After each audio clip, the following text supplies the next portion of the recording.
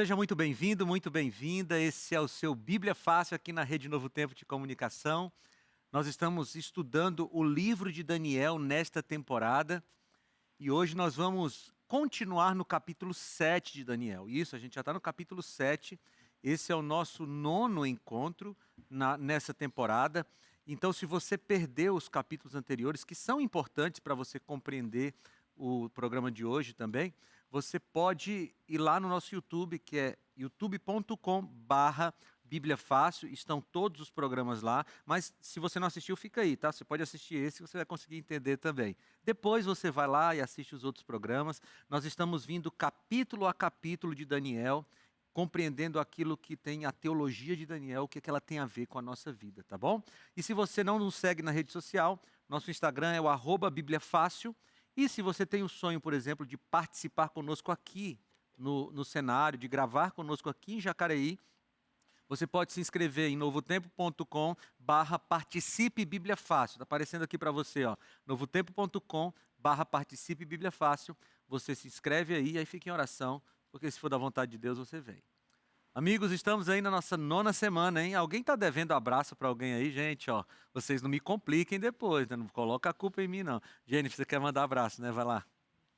Quero mandar um abraço para as mulheres acolhedoras da Igreja Batista Memorial de Jundiaí, a pastora Alice, a pastora Marli e a líder Neia, que me acolheram muito bem na Igreja Batista, e também para Jocum, Jovens com a Missão, da base Sem Fronteiras de Curitiba, onde eu fiz meu curso missionário em 2024, e cumpri missão com eles na Trifronteira, também para o pessoal da Jocum Inglaterra, Jocum Romênia, onde eu estive colaborando como estudante voluntária em missões, e foi uma bênção o tempo com eles também.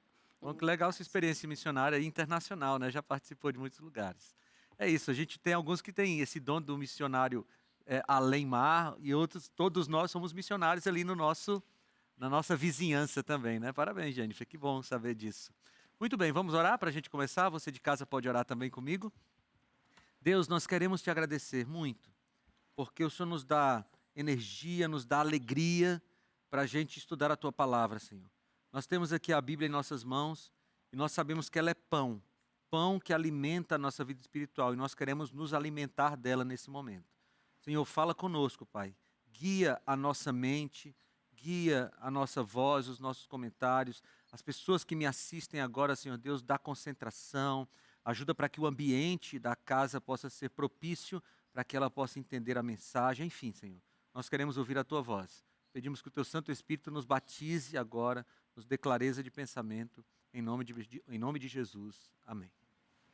Muito bem, nós vamos continuar no nosso livro do profeta Daniel, e hoje a gente vai continuar no capítulo 7, falando agora sobre o chifre pequeno. A minha proposta para vocês é o seguinte: nós vamos ler a segunda metade do capítulo 7, e aí depois a gente volta aqui para os slides para a gente ir devagarzinho decifrando o que o texto diz. Então nós lemos na semana passada, ficamos aí até o versículo 14, 15. Então vamos ler a partir do versículo 15 até o versículo 28, até o final. Tá? Você de casa aí, pega a sua Bíblia, pega uma caneta para você marcar, se você gosta de marcar na Bíblia ou então escrever em algum lugar.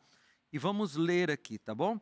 Do versículo 1, para você de casa que talvez não pegou o contexto na semana passada, do versículo 1 até o versículo 14, Daniel recebe visões de 4 animais bem diferentes. E agora, a partir do versículo 15, Daniel vai pedir a explicação sobre esses animais. Então vamos lá. Vou ler Daniel 7, a partir do versículo 15, que diz assim: Eu, Daniel, fiquei alarmado, e as visões que passaram diante dos meus olhos me perturbaram. Então me dirigi a um dos que estavam ali perto e lhe pedi a verdade a respeito de tudo isso. Ele falou comigo e me fez saber a interpretação das coisas. Na minha Bíblia aqui tem 2 pontos. Então, a partir de agora, é um ser celestial que está ali também na visão de Daniel, dando a explicação, a interpretação das coisas. Estes grandes animais, que são 4, são 4 reis que se levantarão da terra. Mas os santos do Altíssimo receberão o reino e o possuirão para todo sempre, de eternidade a eternidade. A gente já fez essa interpretação na semana passada, mas aqui só confirma, né? São 4 reis. Os mesmos 4 de Daniel capítulo 2. Vamos continuar. 19. Então tive o desejo de conhecer a verdade a respeito do quarto animal, que era diferente de todos os outros, muito terrível, cujos dentes eram de ferro, cujas garras eram de bronze, que devorava, fazia em pedaços e pisava com os pés o que sobrava. Também quis saber a respeito dos 10 chifres que ele tinha na cabeça, e do outro chifre que subiu, diante do qual caíram 3 chifres, ou seja, aquele chifre que tinha olhos e uma boca que falava com arrogância, e que parecia mais forte do que os outros chifres. Enquanto eu olhava, eis que esse chifre fazia guerra contra os santos, e estava vencendo, até que veio o ancião de dias e fez justiça aos santos do Altíssimo. E veio o tempo em que os santos possuíram o reino. 23. Então ele disse: o quarto animal será um quarto reino na terra, que será diferente de todos os outros reinos. Ele devorará toda a terra e a pisará com os pés e a fará em pedaços. Versículo 24. Os 10 chifres correspondem a 10 reis, que se levantarão daquele reino. Depois deles se levantará outro rei, que será diferente dos primeiros, e derrotará 3 reis. Versículo 25. Ele falará contra o Altíssimo, oprimirá os santos do Altíssimo e tentará mudar os tempos e a lei. E os santos serão entregues nas mãos dele por um tempo, tempos e metade de um tempo. Mas depois será instalada a sessão do tribunal para lhe tirar o domínio, para o destruir e o consumir até o fim. O reino, o domínio e a majestade dos reinos debaixo de todo o céu serão dados ao povo dos santos do Altíssimo. O seu reino será um reino eterno, e todos os domínios o servirão e lhe obedecerão. Aqui termina a explicação. Quanto a mim, Daniel, os meus pensamentos muito me perturbaram, e o meu rosto se empalideceu, mas guardei essas coisas em meu coração. Vejam que, para Daniel, não era fácil, sabe por quê? Porque hoje nós temos a história para a gente comprovar a profecia. Nós temos como olhar para a profecia e olhar para a história e dizer, olha, veja, essa descrição se encaixa nesses fatos. Agora imagine Daniel ainda no Império Babilônico, ouvindo tudo isso e vendo tudo isso. Não é à toa que ele ficou pálido. Né? Ele ficou, lá no capítulo 9, depois que ele tem a visão das 2.300 tardes e manhãs, ele diz que ele ficou doente. Por quê? Porque Daniel recebeu um monte de visão que ele não tinha condições de entender ainda. Por quê? Porque elas se cumpririam na história. Pode falar. Então, pastor, no verso 3 aqui, né? Eu estava olhando e pedi para ele me dizer a verdade, né? 16. Cheguei a um dos que estavam perto e lhe pedi a verdade. Depois ele fala de novo, no 19. Então, tive desejo de conhecer a verdade a respeito do quarto animal. Eu fiquei intrigada porque o uso dessa palavra, verdade. Se é uma revelação, não seria a palavra mais adequada interpretação? A palavra do texto original também é verdade, né? Eu não sei lhe dizer por que Daniel usou a palavra verdade. O que ele estava pedindo era para o anjo dizer assim, olha, me revele. Por que ele usa a palavra verdade, eu realmente não sei lhe dizer, mas é a tradução da palavra original lá do hebraico. Tá? Então vamos lá. Daniel viu tudo isso e ficou abismado. Vamos lá. A gente tem condições agora de decifrar, porque nós temos a história, tá bom? Temos as 4 bestas, ou os 4 animais de Daniel, capítulo 7. O quarto animal era diferente de todos os outros que apareceram antes dele. E aí nós temos ali os 10 chifres do quarto animal, né? Do animal terrível e espantoso. Os 10 povos bárbaros que foram responsáveis pela queda de Roma imperial. Mas vejam que o chifre pequeno, ele vem depois disso aqui. Por quê? Porque depois que esses 10 reinos já estavam estabelecidos, o chifre pequeno vem e derruba 3 deles. Então o chifre pequeno não é do período de Roma imperial. É um período posterior de Roma, que é o quarto animal, né? Estando eu a observar os chifres, eis que entre eles subiu outro pequeno. Daniel 7:8.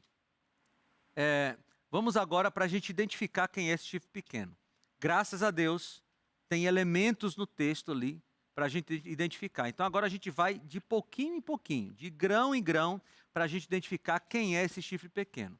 A primeira coisa que a gente vai saber, que a gente deve saber, é que esse chifre pequeno tem relação com Roma, porque ele sai da cabeça do animal terrível e espantoso. É alguma coisa relacionada a Roma. Essa é a primeira informação que a gente tem. Segunda informação, ele vem após Roma imperial. Por quê? Porque ele vem depois que os 3 chifres caem. Lembram quando os ostrogodos, os visigodos e os érulos, os vândalos, eles são eliminados? Já é 476, final do Império Romano do Ocidente. Então, já não é mais o Império Romano, não é um Império Romano, é alguma coisa de Roma pós-império. Então, vamos lá, a gente já tem essas informações. Quais são as características do chifre pequeno? Primeiro, Daniel 7,8, ele subiu entre os 10 chifres do quarto animal. Daniel 7,8 ainda, ele arrancou a 3 dos 10 chifres. Daniel 7,8, havia olhos como de homem. Daniel 7,8 ainda, uma boca que falava com insolência. Daniel 7,11, o quarto animal foi morto. Daniel 7,20, parecia mais robusto que os outros. Daniel 7,21. Veja que a gente está dividindo o texto, né? Eu gosto do filósofo lá do século XVI, que dizia assim, para você resolver um problema, você tem que fatiá-lo nos menores pedaços possíveis, né? E aí a gente está fazendo isso, a gente está pegando o texto e colocando pedaços pequenininhos para a gente ir resolvendo, depois a gente monta o quebra-cabeça como um todo. Daniel 7,21, fazia guerra contra os santos do Altíssimo. Daniel 7,24, era diferente dos 10 chifres. Daniel 7,25, proferirá palavras contra o Altíssimo. 7,25, magoará os santos do Altíssimo. 7,25 ainda, cuidará em mudar os tempos e a lei. Daniel 7,25 ainda, os santos lhe seriam entregues por 3 anos, 3,5 tempos, ou 3 anos e meio. Daniel 7,26, um tribunal tirará seu domínio e o destruirá. Bem, agora, no começo do programa, ou foi na semana passada, eu disse para vocês que existia um paralelo entre Daniel 7 e Apocalipse 13. Vejam como há esse paralelo. Ó. Em Daniel 7,8, nós temos olhos como de homem. Em Apocalipse 13,18, nós temos um número de homem. Lembre que nós estamos falando de bestas, tá? Lá em Apocalipse 13, se você não tem muito contato com Apocalipse, em Apocalipse 13 fala de 2 bestas. Uma besta que sobe do mar e uma besta que sobe da terra. Em Apocalipse capítulo 7, nós temos 4 bestas. E aqui especialmente a última, né? O animal terrível e espantoso. Por isso que a gente pode fazer a comparação, tá? Então, Daniel 7,8, a besta de Daniel 7,8 fala de uma boca com insolência. Em 13,5, uma boca com blasfêmia. Daniel 7,11, ela foi entregue para ser queimada. Em Apocalipse 13,3, foi golpeada de morte. Em Daniel 7,21, fazia guerra contra os santos. Em Apocalipse 13,7, pelejava contra os santos. Em Daniel 7,25, proferia palavras contra o Altíssimo. Em Apocalipse 13,6, blasfêmia contra Deus. Em Daniel 7,25, mudaria os tempos e a lei. Em Apocalipse 13,6, ela causaria uma difamação de um tabernáculo. E em 7,25, agiria por 3 tempos e meio. E em 13,5, por 42 meses. Agora você que é bom de matemática já fez a conta. Você pega 3 anos e meio, dá 42 meses. Então é o mesmo período. E em outra parte do Apocalipse fala de 1260 dias, que é o mesmo período, tá certo? A gente vai entrelaçando essas profecias. Então, por que é importante isso aqui? Para você saber que o poder que está sendo falado em Daniel capítulo 7 é o mesmo poder que está sendo, sobre o qual Apocalipse 13 está tratando. A gente não vai estudar Apocalipse 13 hoje, mas você tem a oportunidade de estudar também. Eu já tenho um programa aqui de uma temporada anterior, acho que das 3 mensagens angélicas, que eu estudo só Apocalipse 13, mas é o mesmo poder. O poder que fala em Daniel capítulo 7, o quarto animal, é o mesmo poder de Apocalipse capítulo 13, tá? Bem, o chifre pequeno foi identificado do jeito que nós vamos identificar aqui por Lutero, por exemplo, tá? O Isaac Newton também fez essa identificação. Então, não foi criado antes de ontem, que eu vou falar para vocês. É um estudo longo de vários teólogos, tá? Vejam, qual é a primeira característica que nós vimos lá? Daniel 7:8. Estando eu a observar os chifres, eis que entre eles subiu outro pequeno, diante do qual 3 dos primeiros chifres foram arrancados. Primeira característica. A gente vai juntar, tá bom? Tudo isso que a gente vai falar lá no final, a gente chega a uma conclusão. Aqui eu estou falando para vocês os 10 reinos. Dos 10, 7 viraram países. 3 foram extintos. Aqui você tem a primeira característica desses reinos. E esses reinos aqui, ou esses povos, eles atacaram Roma, tá certo? E fizeram o Império Romano declinar. Muito bem. A segunda característica que o texto fala do chifre pequeno é que ele tinha uma boca que falava com insolência, Daniel 7:8. E em Apocalipse 13:5 foi lhe dado uma boca que proferia arrogâncias e blasfêmias. Então vamos identificar que poder na história, saindo de Roma, fez isso. O que é blasfêmia? A Bíblia nos ajuda a entender. Marcos 2:5-7 diz assim: vendo-lhes a fé, Jesus disse ao paralítico: filho, os teus pecados estão perdoados. Mas alguns dos escribas estavam assentados ali e arrazoavam em seu coração: por que fala ele deste modo? Isto é blasfêmia. Quem pode perdoar pecados senão um que é Deus? Então, o que é blasfêmia na Bíblia? Blasfêmia é a pretensão de perdoar pecados. Tudo bem? Ficou claro aqui? Agora, que poder na história da humanidade se arrogou de perdoar pecados? Eu vou ler para vocês um trecho de um livro oficial da Igreja Católica, tá? O Cânon Católico do Concílio de Trento, páginas 440 e 870. Diz assim: na confissão, o sacerdote tem o poder de confessar todos os crimes cometidos depois do batismo. Aí depois ele diz: quando um criminoso confessa seus pecados ao sacerdote, todos os crimes não são somente perdoados, mas são destruídos e o criminoso se torna uma nova pessoa, um santo. Ou seja, nós temos aqui um poder religioso saído de Roma que se arroga de perdoar pecados. E eu estou trazendo documentos oficiais para você não dizer que eu estou inventando esse negócio. Documentos oficiais você pode conferir depois aí, tá bom? Então, a pretensão de perdoar pecados, o catecismo na página 401 e 403 também diz que a igreja e os sacerdotes têm poder de perdoar pecados.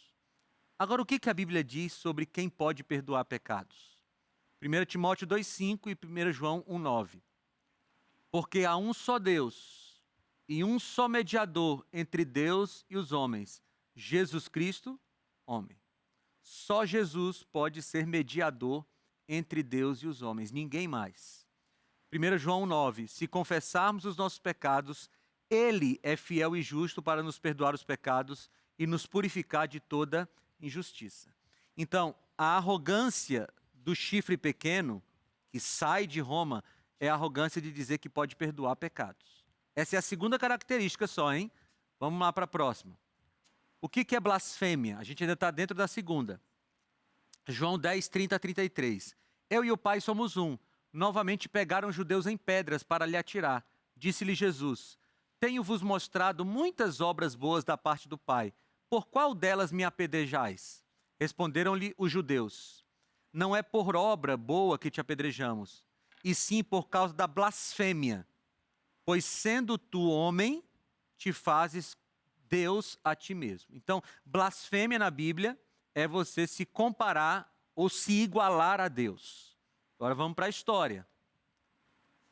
O Papa Leão VIII disse o seguinte: nós, os papas, temos sobre a terra o lugar do Deus Todo-Poderoso.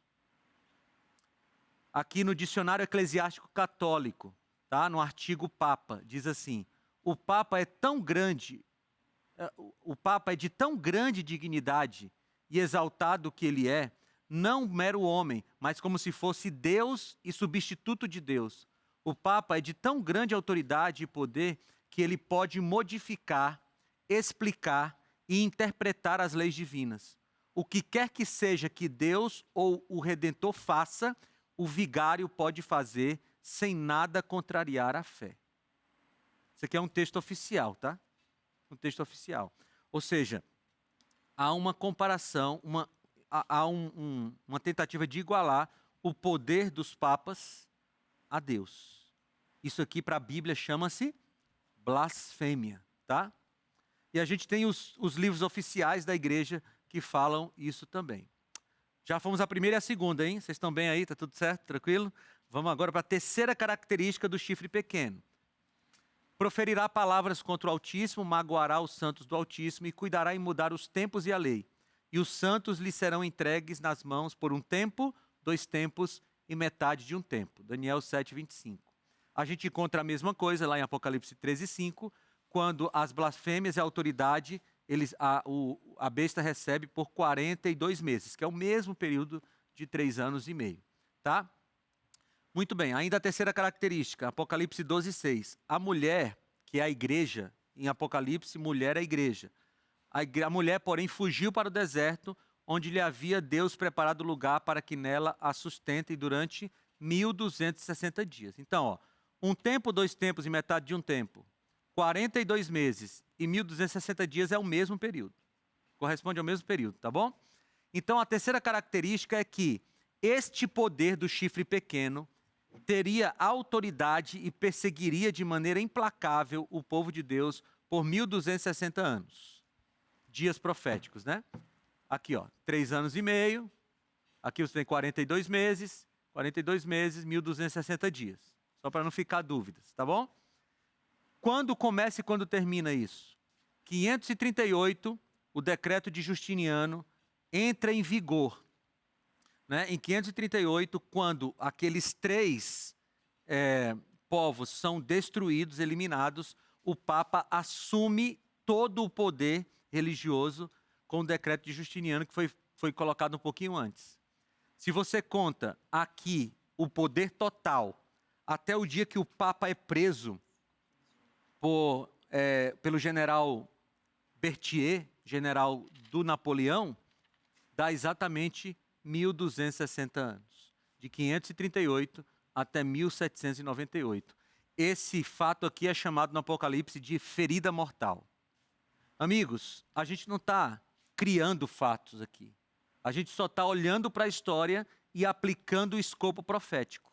Ou seja, o chifre pequeno é o poder que perseguiu a igreja durante esse período. E quem foi o poder que perseguiu a igreja durante esse período? Nós tivemos ali 12 séculos de trevas e perseguições. O povo de Deus sendo torturado, a Bíblia sendo proibida de chegar na mão das pessoas. Nós temos aí inúmeras histórias da Idade Média de perseguição àqueles que eram fiéis à palavra de Deus. 1260 anos. Em fevereiro de 1798, esse poder acaba. Quarta característica. Disse que ele iria mudar os tempos e a lei. Lá em Daniel, capítulo 7, versículo 25. Vamos lá. O texto diz assim: proferirá palavras contra o Altíssimo, magoará os santos do Altíssimo e cuidará em mudar os tempos. Daqui a pouco a gente fala da lei. Tá? Veja, quando a Bíblia fala de tempos e lei, a gente tem que ser ligado aos 10 mandamentos de Êxodo capítulo 20. O que foi que esse poder que nós estamos tratando aqui, que saiu de Roma, fez com os 10 mandamentos de Deus? Se você olhar os 10 mandamentos do catecismo, eles não são iguais aos 10 mandamentos da Bíblia. Você já teve a oportunidade de ver os 10 mandamentos do catecismo? Eles não são iguais aos 10 mandamentos de Êxodo capítulo 20. O que foi que aconteceu lá? Primeiro, o segundo mandamento não existe no catecismo. Sabe qual é o segundo mandamento?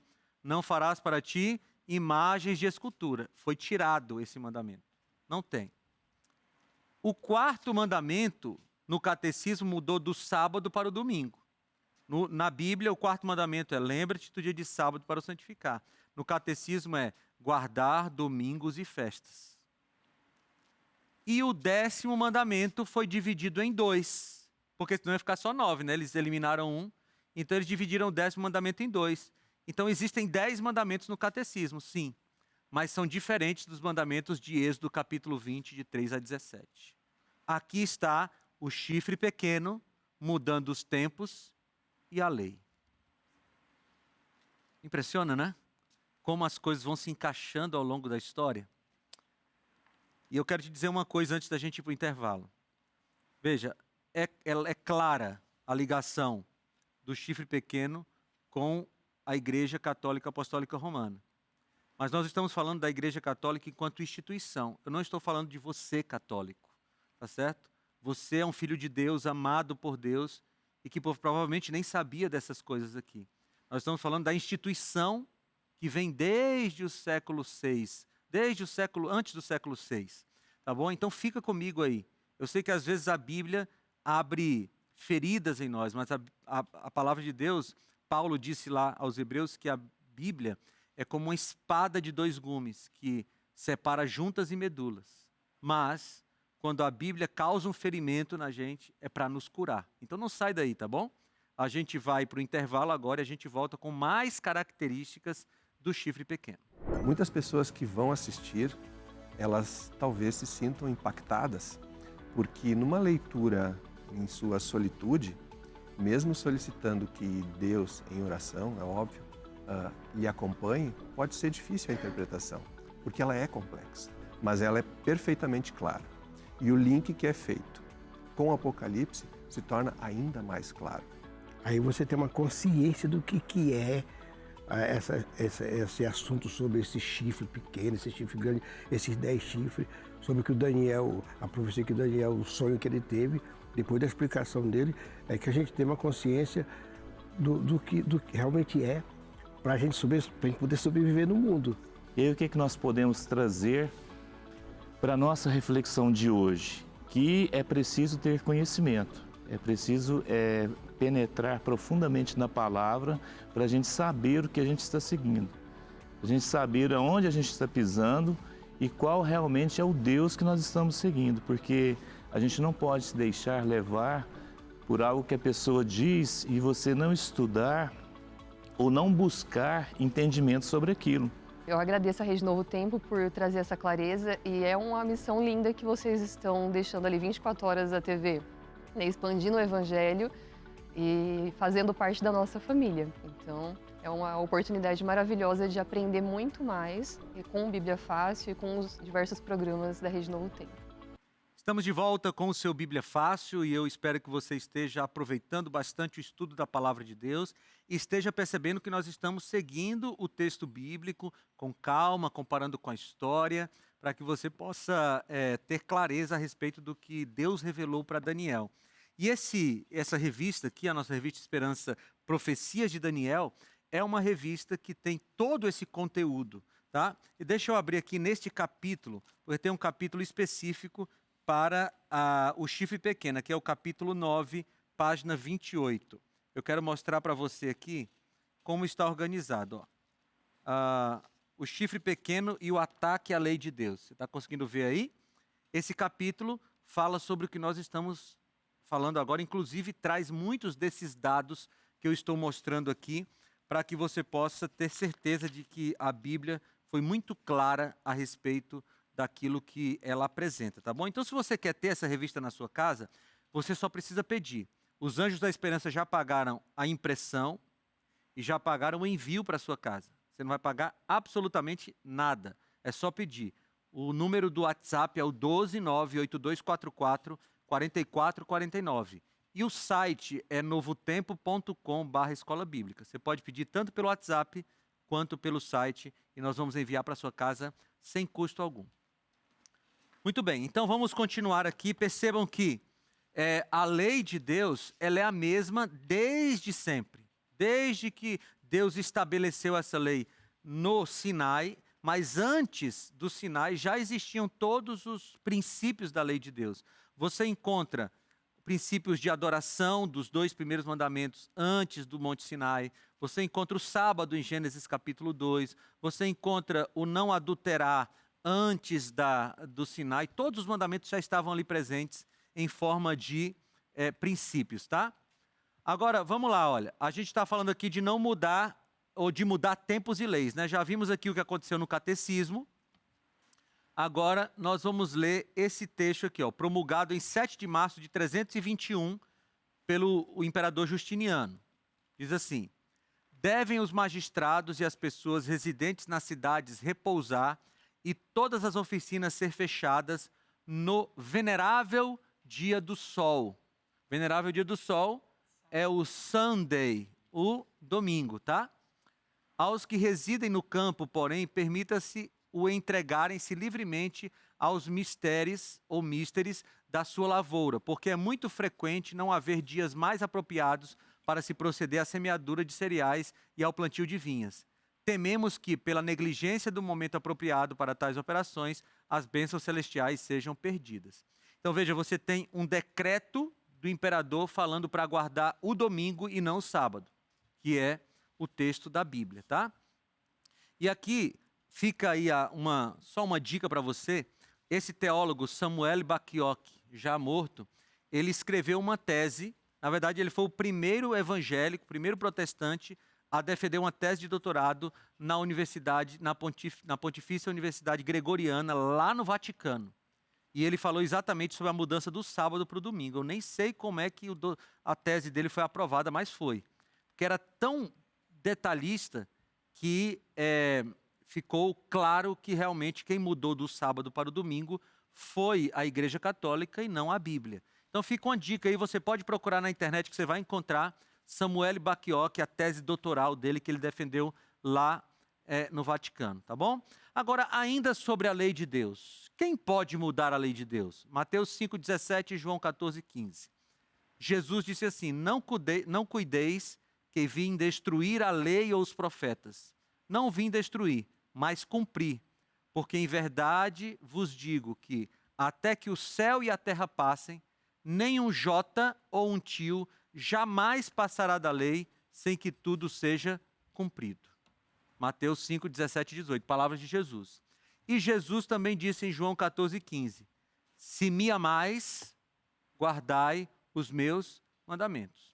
Então, a guarda dos mandamentos não é uma coisa que pode ser mudada pelos seres humanos quando foi feita ali. Nós temos os mandamentos como um símbolo de amor a Jesus e como Jesus tendo vindo para cumprir a lei e não para abolir a lei. Pode falar, Marcelo.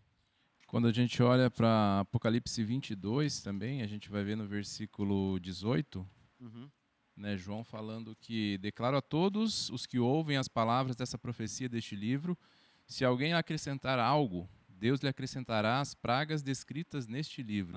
Se alguém tirar alguma coisa, alguma palavra deste livro de profecia, Deus tirará de sua parte a árvore da vida na cidade santa, que são descritas neste livro. Claro, João está falando aqui... Aplicação imediata para Apocalipse, mas isso serve para a Bíblia toda. Exatamente, serve para a Bíblia toda. Você não pode mexer no texto bíblico, porque, veja, Deus inspirou os profetas para escrever isso aqui. Agora você vem e quer mudar. Mas foi o que aconteceu. O chifre pequeno mudou tempos e leis, ou tentou mudar tempos e leis, né? Muito bem. Nós temos aqui todas as características do chifre pequeno. Então, como é que a gente identifica esse chifre pequeno? Agora ficou muito fácil, né? Nós identificamos o chifre pequeno como sendo o poder da Igreja Católica Apostólica Romana.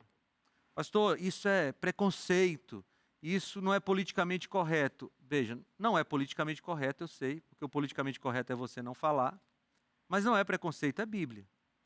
Veja, eu não dei nenhuma opinião minha, você tá acompanhando aí de casa, eu não dei minha opinião. Nós pegamos o texto bíblico e comparamos com o que a história apresenta, os livros oficiais da Igreja Católica apresentam. E aí eu quero que você venha comigo para Apocalipse, por favor. Apocalipse capítulo 13. Apocalipse capítulo 13. Porque a gente viu esse paralelo, né? Esse paralelo entre Apocalipse capítulo 7 e Apocalipse capítulo 13. No capítulo 13 você tem dois poderes. Dois poderes que têm as mesmas características do capítulo 7. O que esses poderes vão fazer no fim dos tempos? Porque a gente já viu que o chifre pequeno iria tentar mudar a lei de Deus, iria tentar perdoar pecados, essas coisas todas. No fim dos tempos, quando esse poder perceber que ele não consegue mudar a identidade do povo de Deus, ele vai tentar eliminar o povo de Deus. Vamos lá, vamos ler isso na Bíblia. A gente agora vai ver, vamos ver só Apocalipse 13, versículo 7. Diz assim: foi-lhe permitido também que lutasse contra os santos e os vencesse. Foi-lhe dada ainda autoridade sobre cada tribo, povo, língua e nação. E ela, essa besta que sobe do mar, tá bom? Ela será adorada por todos os que habitam sobre a terra, aqueles que desde a fundação do mundo não tiveram seus nomes escritos no livro da vida e do Cordeiro que foi morto. Aqui está algumas características da besta que sobe do mar. Agora vamos para a besta que sobe da terra. Lembre-se que é o mesmo poder, tá? A besta que sobe da terra, ela vai, a partir do versículo 14, vamos aí, 14. Ela seduz aqueles que habitam sobre a terra por causa dos sinais que lhe foi permitido realizar diante da besta, dizendo aos que habitam sobre a terra que façam uma imagem à besta, aquela que foi ferida à espada e sobreviveu. Lembram que a ferida da besta é exatamente ali quando, em 1798, o Papa é preso, tá? No final dos 1260 dias. O que acontece? Versículo 15. E lhe foi concedido poder para dar vida à imagem da besta, para que também a imagem da besta falasse e fizesse morrer todos os que não adorassem a imagem da besta. A todos os pequenos e os grandes, os ricos e os pobres, os livres e os escravos, faz com que lhe seja dada certa marca na mão direita ou na testa, para que ninguém possa comprar ou vender, senão aquele que tem a marca, o nome da besta ou o número do seu nome. Aqui está a sabedoria. Aquele que tem entendimento, calcule o número da besta, pois é número de ser humano, e o número é 666. Nós não temos tempo de decifrar mais símbolos aqui, mas fica aqui a dica na temporada sobre os eventos finais, na temporada das 3 mensagens angélicas, nós temos explicação sobre Apocalipse capítulo 13. O que eu quero destacar é o seguinte: lá no começo da nossa temporada de Daniel, eu falei para vocês que, estudando Daniel, nós temos como aprender a viver no período da Babilônia hoje. E aí nós vimos que o chifre pequeno de Daniel 7 é o mesmo poder de Apocalipse capítulo 13. Como foi que o povo de Deus foi perseguido na Babilônia geográfica? Foi assim, olha. Os 4 meninos chegaram na Babilônia e a primeira tentativa da Babilônia foi aculturação. Vamos mudar o nome deles, vamos fazer com que eles comam outra comida, que eles aprendam a cultura babilônica para mudar a identidade deles. Essa foi a primeira tentativa. Só que os 4 meninos não mudaram a sua fé. Eles mantiveram firmes, mesmo com outros nomes, mesmo com a tentação da cultura. Quando Babilônia percebeu que eles não mudariam a sua cultura, a próxima estratégia da Babilônia foi tentar matá-los. Em Daniel capítulo 3, em Daniel capítulo 6. Ou seja, a Babilônia geográfica tinha 2 estratégias. Primeiro, mudança de cultura. Se a mudança de cultura não desse certo, eles tentariam eliminar o povo de Deus, matar o povo de Deus. No Novo Testamento, no fim dos tempos, Babilônia não mudou a sua estratégia. A primeira tentativa da Babilônia é mudar as concepções religiosas do povo de Deus. E vocês viram comigo aqui o chifre pequeno. Ele tenta mudar a lei de Deus, ele tenta desviar o foco do perdão que vem só de Jesus Cristo para o perdão que vem de um homem. Ele tenta tirar a figura de Deus para colocar a figura de um homem. Ele tenta aculturação. Só que na hora que este poder de Apocalipse 13, que é o mesmo de Daniel capítulo 7, perceber que vai ter um povo que não vai aceitar a aculturação, qual vai ser a próxima estratégia? A tentativa de morte. É por isso que Apocalipse capítulo 13 fala de um decreto de morte. Por quê? porque a Babilônia, percebendo que não deu para mudar a cultura do povo, e agora vai tentar matar. E aqui a gente tem uma sequência muito bonita, porque em Apocalipse 13 você tem as duas bestas tentando matar o povo de Deus. Apocalipse capítulo 14 tem as 3 mensagens angélicas que esse povo vai pregar, o povo de Deus. Apocalipse capítulo 15 tem as 7 últimas pragas, 15 e 16, as 7 últimas pragas que caem sobre aqueles que não ficaram com Deus. Isso aqui é muito interessante. A vontade que eu tenho é de começar a explicar aqui, mas não dá mais tempo, né? Mas está lá no episódio dos eventos finais, a última temporada que a gente teve, tem um episódio só sobre as pragas, tá? Sobre os flagelos, as 7 últimas pragas. Bem, no capítulo 17, capítulo 16, as 7 últimas pragas. No capítulo 17, você tem a Babilônia desmascarada. No capítulo 18, a Babilônia cai. Lembra? Caiu a grande Babilônia. No capítulo 19, é a volta de Jesus. No capítulo 20, o milênio. No capítulo 21, o fim do milênio. E no capítulo 22, a nova terra. Veja, o Apocalipse, eu falei para vocês em algum momento no anterior, o Apocalipse é a continuação de Daniel. Você compreende Daniel, você compreende Apocalipse e você percebe uma coisa muito clara. O tempo está chegando.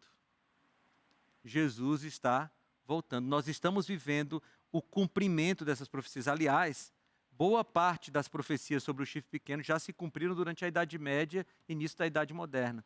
Nós já estamos vivendo o período de Apocalipse 13, quando nós vamos começar a ser perseguidos por sermos fiéis a Deus. Isso vai acontecer, está profetizado. Agora, saber de tudo isso é importante. Agora, saber como viver nesse tempo é mais importante. E eu quero encerrar o nosso programa com isso. Vai lá para a primeira carta de Pedro, ou melhor, a segunda carta de Pedro, no capítulo 3.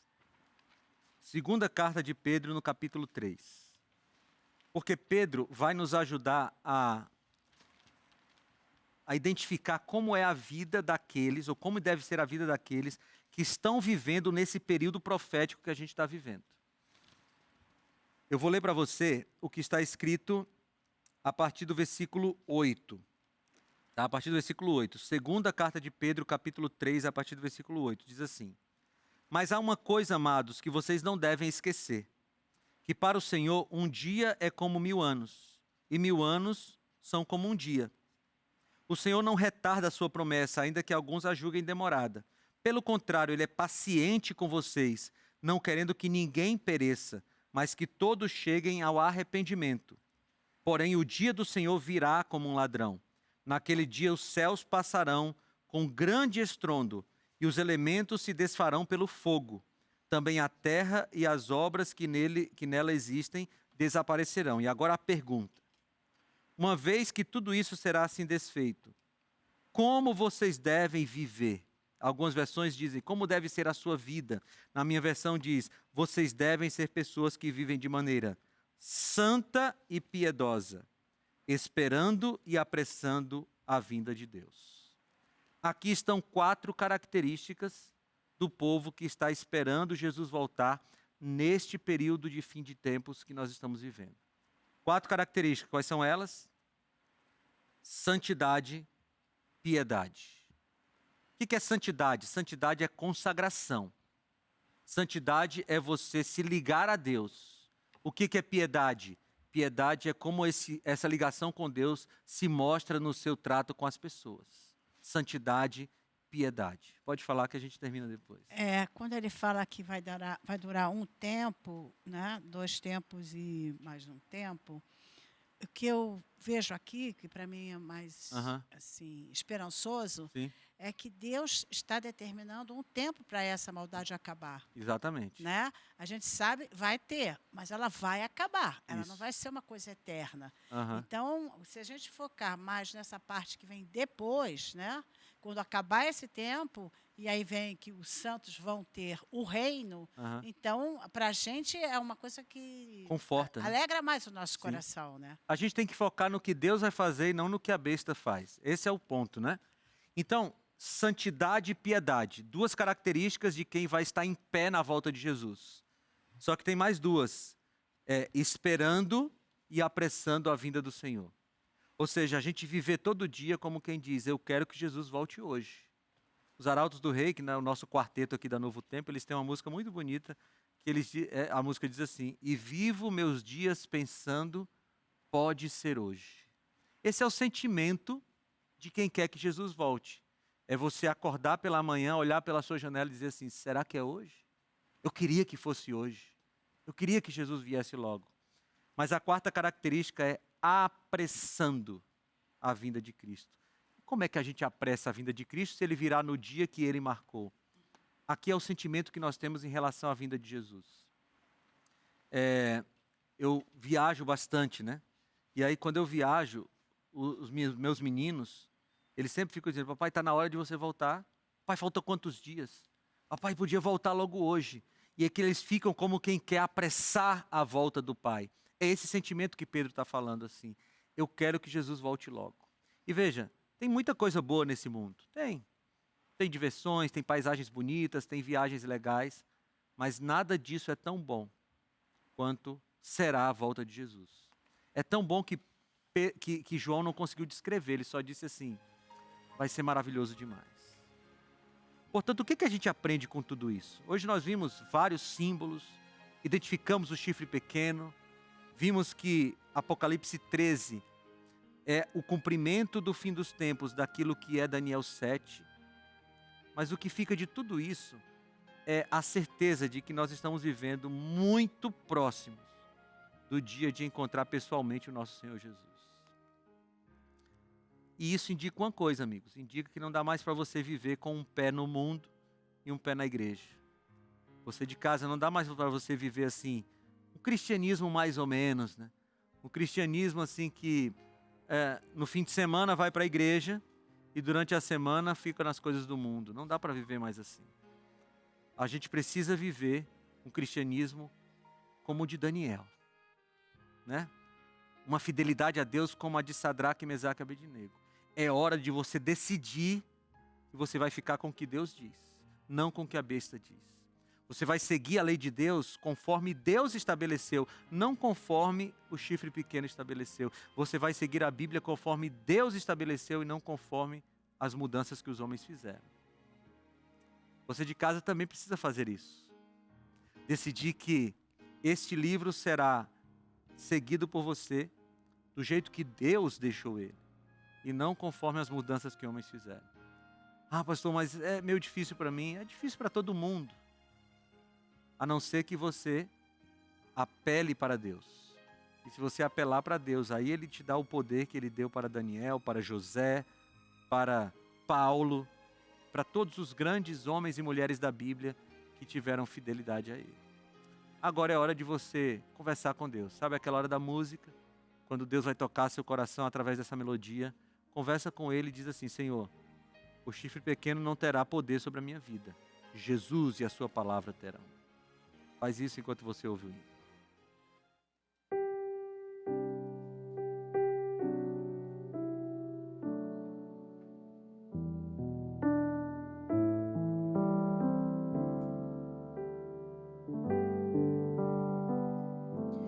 Se as ondas desta vida destruírem tua fé e fizerem que duvides de que em breve voltarei. Volve os olhos ao passado,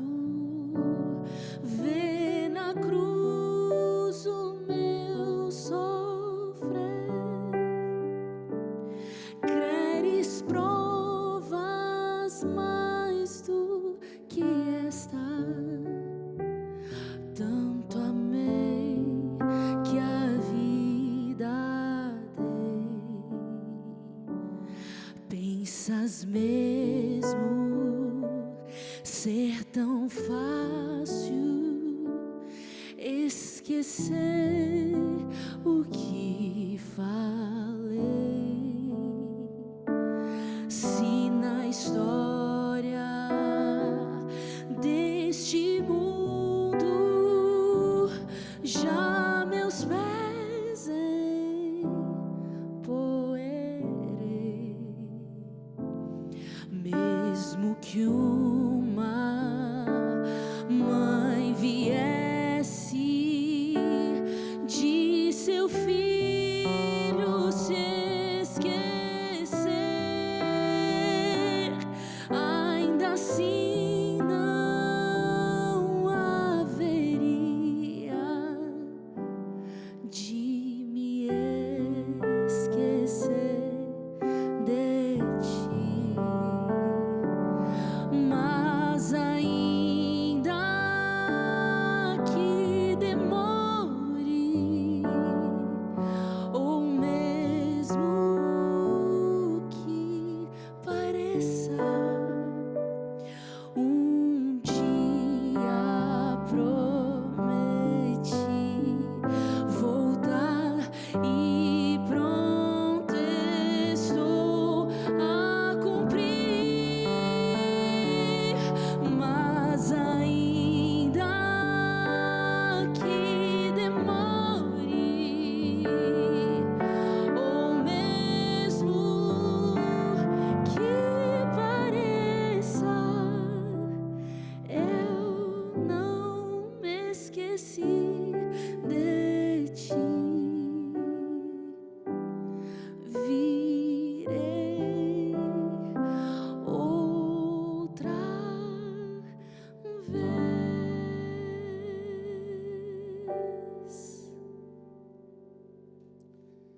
Deixa eu ler para você um trechinho de Apocalipse capítulo 21. Depois do milênio já, a nova terra vai descer, a cidade santa vai descer para a nova terra. E aí João escreve assim: eu vi novo céu e nova terra, pois o primeiro céu e a primeira terra passaram, e o mar já não existe. Vi também a cidade santa, a nova Jerusalém, que descia do céu da parte de Deus, preparada como uma noiva enfeitada para o seu noivo. Então ouvi uma forte voz que vinha do trono e dizia: eis o tabernáculo de Deus com os seres humanos. Deus habitará com eles. Eles serão povos de Deus, e Deus mesmo estará com eles e será o Deus deles. E lhes enxugará dos olhos toda lágrima. E já não existirá mais morte, já não haverá luto, nem pranto, nem dor, porque as primeiras coisas passaram. Essa promessa é a promessa do retorno ao plano original. A Bíblia, ela tem 3 grandes momentos. Tem um momento sem pecado, Gênesis 1 e 2. Tem um momento com pecado, Gênesis 3 até Apocalipse 20. E tem um outro momento sem pecado, Apocalipse 21 e 22. Nós estamos vivendo nesse segundo momento do período com pecado. Mas falta pouco para a gente voltar para o plano original. Para a gente encontrar os queridos que morreram em Cristo. Para a gente voltar para o Éden, para a gente poder encontrar com Jesus pessoalmente. A gente chama isso de plano da redenção. O que Jesus fez, está fazendo e fará para nos levar de volta para o Éden.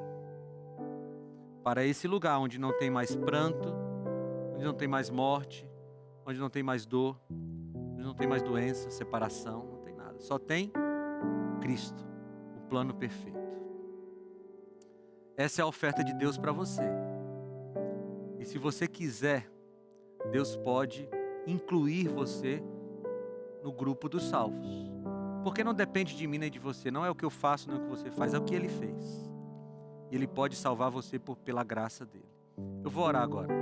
Vou orar para que Deus nos convença cada dia mais a estarmos firmes no propósito de encontrarmos com Jesus pessoalmente.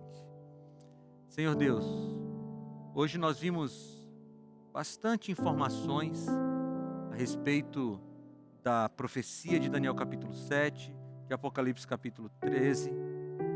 Mas no final das contas, Senhor Deus, o que fica no nosso coração é a esperança e a certeza de te encontrar o mais breve possível. Nós estamos vivendo nos últimos dias da história da humanidade. Queremos viver de maneira santa e piedosa, esperando e apressando a volta de Jesus. Acende essa chama no nosso coração e nunca deixa ela apagar, Senhor. Eu te peço, em nome de Jesus. Amém, Senhor.